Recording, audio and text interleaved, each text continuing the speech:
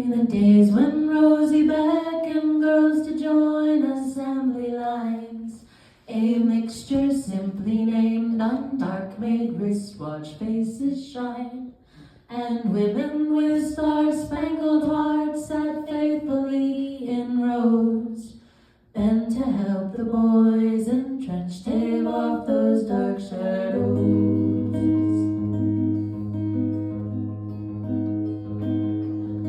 Day by day they all were tasked to paint 200 dials with brushes made of camel hair and radium dust and vials.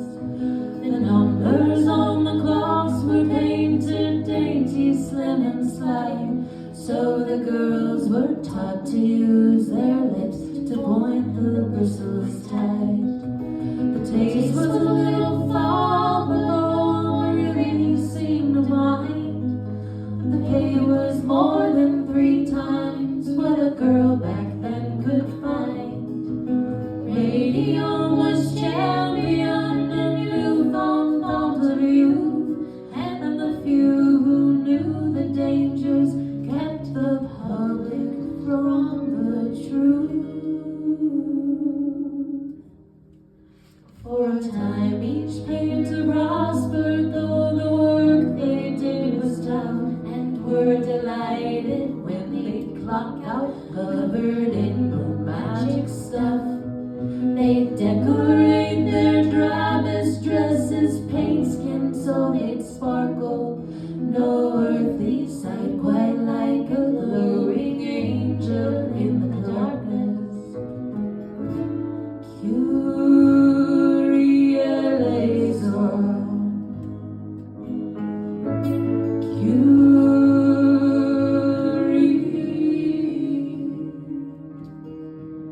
Even lights that shine the brightest will eventually dim, but you never do expect it, just as someone's life begins.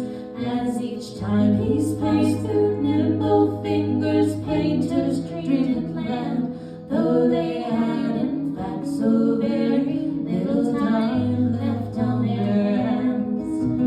Soon these young girls ached as if they'd aged for 80 years, and radiating pain turned into radiating fear.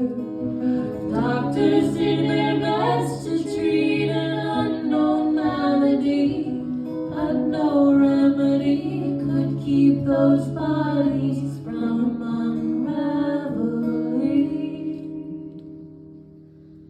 So aching turned to limping, and sore mouths began to bleed, then jaws began to break, and smiles gave way to crumbling teeth. Families became buried beneath doctor bills and loans, and grief like radium began to settle in their bones. Curie, Eleison. Curie.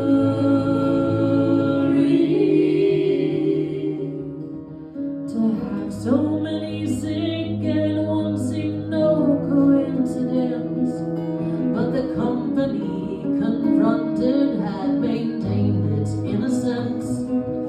Yet they'd secretly received results that told a different story, and they knew despite their lies that they were liable for the suffering. Those who had enlisted ladies to leave luminescent marks were now working overtime to keep them in the dark.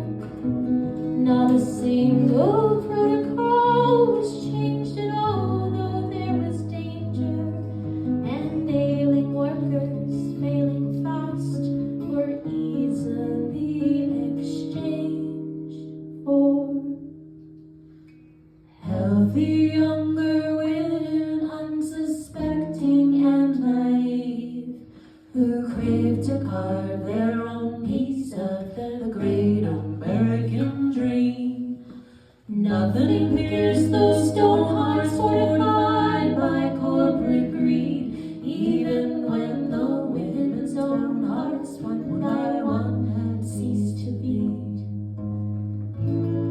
You